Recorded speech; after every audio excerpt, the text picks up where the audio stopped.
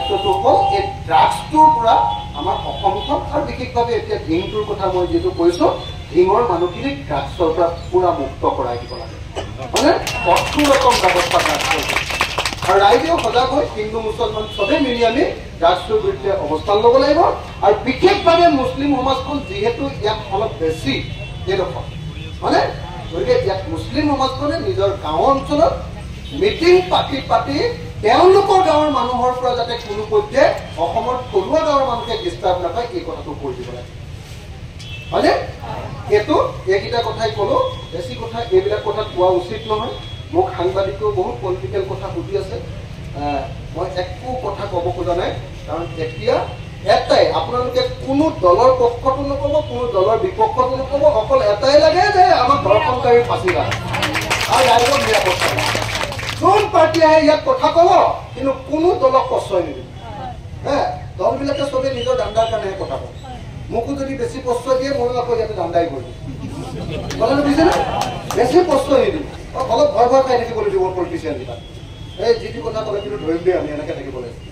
নহ'লে ইহঁতে ঠাণ্ডা নকৰি দিব আৰু কাজিয়াটো বঢ়াই দিব কাজিয়াটো বঢ়াবলৈ কাকো নিদিব মই এইখিনি কথা কৈয়ে আজি এনেকুৱা এটা আজি জন্মাষ্টমীৰ দিনাও যিসকল মোৰ মা মোৰ বাইদেউ মোৰ খুৰীদেউ মোৰ ভণ্টি আৰু মোৰ ককাইদেউ মোৰ দাদাইদেউ যিসকলে ইয়াতে এনেকৈ কাৰ্যসূচীত লৈছে আৰু লগতে মই দেখিছোঁ যে মুছলিম সমাজৰ কিছুমান মানুহো ইয়াত আহিছে বিশেষভাৱে যিসকল মুছলিম মানুহ ইয়াত আহি যে অংশগ্ৰহণ কৰিছে তেখেতসকলক মই বহুত চেলুট জনাইছোঁ প্লিজ তাত আমি একেলগতে চব থাকিব লাগিব চবে মিলি জুলি থাকিব লাগিব আমি ইজনে সিজনৰ সহায় হৈ থাকিব লাগিব আমি ইজনে সিজনক মৰম কৰি শ্ৰদ্ধা কৰি চলিব লাগিব কোনেও কাকো যাতে ডিষ্টাৰ্বত নেপেলাওঁ আৰু কোনো পলিটিচিয়ানে যাতে আৰু অসমত বহুত সংগঠন আছে কাজিয়াটো লগাই দিবলৈ বিচাৰে কোনেও যাতে চান্স ল'ব নোৱাৰে বিশেষকৈ ডিঙৰ নিচিনা চেঞ্চিটিভ এৰিয়া এই বস্তুটো আপোনালোকে সাৱধান হৈ থাকিব ধন্যবাদ জয় আই অসম যিকোনো মানুহে ওচৰতে যিকোনো ধৰণৰ মানে এই ঘটনাটোৰ পাছত যিকোনো ধৰণৰ ঘটনা লগাবলৈ চেষ্টা কৰিলেহেঁতেন কিন্তু আপোনালোকে সেইটো নকৰি ইয়াক এটা গণতান্ত্ৰিক আন্দোলনৰ ৰূপ দি চৰকাৰক একশ্যন ল'বলৈ আপোনালোকে বাধ্য কৰাইছে এইটো কিন্তু মানে কম ডাঙৰ ঘটনা নহয় নহ'লে বহুতে এতিয়া ইমান দিন ধৰি কাজিয়াই লগাই দিলে হয়নে সেইটো নকৰে আপোনালোকে কিন্তু চৰকাৰক বাধ্য কৰাইছে দিছপুৰ গোটেই দিছপুৰ ইয়ালৈ উঠি আহিবলৈ আপোনালোকে বাধ্য কৰাইছে এইটো মানে ২ নম্বৰ আপোনালোকৰ এই আন্দোলনটোৰ মই ভাবোঁ কৃতিত্ব সেইকাৰণে মই কেতিয়াও আগতে মই কেতিয়াও সদৌ ছাত্ৰ সন্থাক মই মানে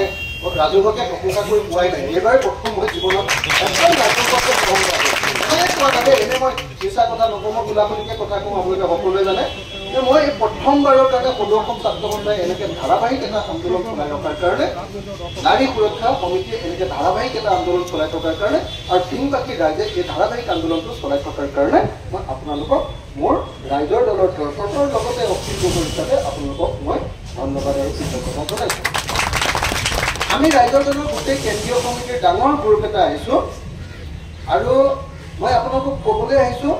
যে কাইলৈ বিধানসভাত এই বিষয়টো মই উত্থাপন কৰি ধিং অঞ্চলৰ এই মানুহবিলাকৰ নিৰাপত্তাৰ প্ৰশ্নটো আৰু নাৰী সুৰক্ষাৰ প্ৰশ্নটো বিধানসভাত উত্থাপন কৰিবলৈ চেষ্টা কৰিম আজি আপোনালোকে নিশ্চয় জানে যে মই এজন MLA আৰু মোক বিধানসভাত ইমান কথা ক'বলৈ নিদিয়ে মই বহুত কাজিয়া কৰিহে কথা কওঁ আপোনালোকে জানে মই কাইলৈ উঠাম আৰু কাইলৈ যদি বিধানসভাতে এটা উঠাব পাৰোঁ আৰু যদি এটা মীমাংসালৈ আনিব পাৰোঁ মই মীমাংসালৈ কি আনিবলৈ চাম ১ নম্বৰ যি দুটা ল'ৰা অপৰাধী এতিয়ালৈকে ধৰা নাই চৰকাৰক মই কম যে সিহঁত গাঁতত সোমাই থাকিলেও ধৰি আনিব ২ নম্বৰ মই চৰকাৰক কাইলৈ ক'ব খোজোঁ যে সেই দুটা ল'ৰা মানে ফাৰ্ষ্ট টেক কোৰ্ট দি সিহঁতক মানে আনুষ্ঠানিকভাৱে ফাঁচি দিয়াৰ ব্যৱস্থা কৰিব মানে আনুষ্ঠানিকভাৱে ফাঁচি এটা অপৰাধীৰটো কি হ'ল আমি গম পালোৱে কিন্তু আমাক লাগে আনুষ্ঠানিক ফাঁচি হয়নে নহয় আপোনালোকে কওক তাৰমানে বিশেষকৈ মহিলাসকলে বুজি পাব যে আনুষ্ঠানিক ফাঁচি দিলেহে অসমত আচলতে ৰেপ বোলা বস্তুটো একদম ঠাণ্ডা হৈ যাব ৰেপ বোলা বস্তুটো ঠাণ্ডা যদি হ'ব নহয় বেকাকে নহয় হয়নে একদম আনুষ্ঠানিক ফাঁচি আৰু আনুষ্ঠানিক ফাঁচি হ'বই কেলে এই ৰেপটোৱে তিনিটা ঘটনা ঘটাইছে 1 নম্বৰ ৰেপ 2 নম্বৰ এটেম্প টু মাৰ্ডাৰ মানুহজনী মাৰি পেলালে হয়নে আমাৰ ভণ্টিজনীক মাৰি পেলালে মাত্ৰ দেখি গ'ল কাৰণে বাচি গ'ল গতিকে এইটো মাৰিয়ে পেলাইছে বুলি ধৰিব পাৰে মাৰিবলৈকে লৈছিল আচলতে 2 নম্বৰ 3 নম্বৰ এই ঘটনাটোৱে বহুত জাতি আৰু জাতিৰ মাজত একদম সাম্প্ৰদায়িক সংঘৰ্ষৰ পৰ্যায়লৈ লৈ গৈছে হয়নে আৰু গোটেই অসমতে অশান্তিৰ সৃষ্টি কৰিছে হৈছে নে গোটেই অসমতে হৈছে নে তো গতিকে এইটো এনেকুৱা ডাঙৰ অপৰাধ যে এই অপৰাধৰ একমাত্ৰ শাস্তি গতিকে মই চৰকাৰক আজি এই অনশনস্থলীৰ পৰা এই আন্দোলনস্থলীৰ পৰা চৰকাৰৰ ওচৰত দাবী জনাইছো ৰাইজৰ হৈ দাবী জনাইছো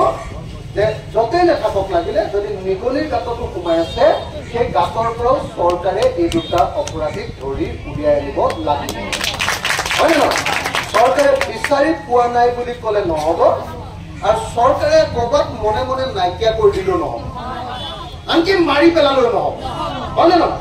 সিহঁতক ধৰি আনিব লাগিব সিহঁতৰ চেহেৰা ৰাইজৰ সন্মুখত দেখুৱাব লাগিব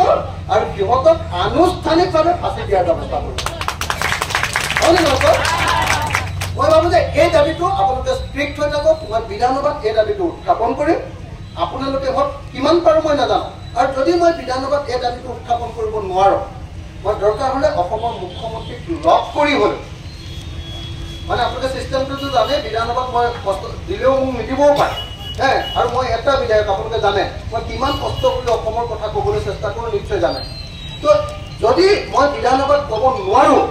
তথাপিও মই মুখ্যমন্ত্ৰীক লগ ধৰি ক'ম যে ভিৰ অঞ্চলৰ এই চেঞ্চিটিভ এলেকাবিলাকত সকলোতে পুলিচৰ কেম্প বহুৱাই মানুহবিলাকক নিৰাপদ কৰা হয়নে খালি মই এটাই অনুৰোধ কৰিম সেইটো মই অকল ৰাইজৰ প্ৰতি মই ৰাইজৰ প্ৰতি অনুৰোধ কৰিম ভিঙৰ প্ৰত্যেকজন মানুহ হিন্দু আৰু মুছলমান প্ৰত্যেকজন মানুহক অনুৰোধ কৰিম যাতে আমাৰ মুখৰ পৰা এনেকুৱা শব্দ কোনেও নুলিয়াই যিটোৱে আমাক ভৱিষ্যতৰ এই ঠাইখন অশান্তিময় কৰিছে আৰু মই বিশেষকৈ মুছলিম সমাজখনক অনুৰোধ জনাম যে তেখেতসকলে এতিয়া আগতকৈ বহুত ৰেছপনচিবল হ'ব লাগিব মুছলিম গাঁওবিলাকত নিজৰ কমিটি কৰি কৰি ওচৰৰ গাঁওবিলাকে যাতে কেতিয়াও অসুবিধা নাপায় অসমীয়া ভাষী গাঁওবিলাকে যাতে কেতিয়াও অসুবিধা নাপায় থলুৱা অসমীয়া মানুহবিলাকে যাতে অসুবিধা নাপায় তাৰ কাৰণে মুছলিম সমাজে নিজেই দায়িত্ব লৈ নিজৰ নিজৰ গাঁৱৰ মানুহখিনিৰ লগত কথা পাতি এই ব্যৱস্থাটো কৰিব লাগে বিশেষকৈ মই শুনি আহিছোঁ এখন গাঁৱত যে ইয়াত বহুত ড্ৰাগছ খোৱা ল'ৰা ওলাইছে বহুত এই ল'ৰাকেইটাই বোলে 150 টকা চুলাই মদ খাই আহি এইটো কাম কৰিছে বুলি মোক গাঁৱৰ মানুহখিনিয়ে কৈ আছে আৰু মোক কৈ আছে যে কেতিয়াবা কেতিয়াবা মোবাইল চোৰকে ধৰি এনেকুৱা ধৰণৰ কাণ্ডবিলাক মানে এই মদ খোৱা আৰু ড্ৰাগছ খোৱা ল'ৰাবিলাকে এই কাম দিবলৈ তো গতিকে মই চৰকাৰক কাইলৈ ক'ম যে এখন আইন আনিব লাগে আৰু মোক তাৰ মানুহে তাৰ সদৌ ছাত্ৰ সন্থা আৰু লগতে নাৰী সুৰক্ষা সমিতি আৰু ৰাইজে মোক বাৰম্বাৰ কৈ পঠিয়াইছে মই সেইটোও ক'ম মই আপোনালোকৰ এই কথাটো সন্মান সহকাৰে কাইলৈ বিধানসভাত উত্থাপন কৰিম ধন্যবাদ